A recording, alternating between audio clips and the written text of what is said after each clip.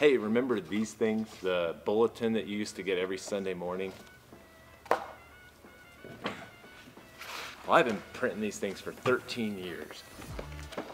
It's about time we decided a different way to do this, right? Well, for convenience and to move us into the future and use technology, we've decided to use the iPhone. Just kidding, it doesn't have to be the iPhone, it can be any smartphone as long as you have a camera on it. This is how it works.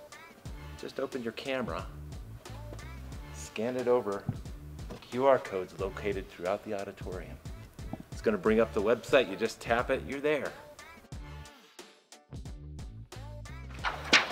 We're going to save a ton of paper.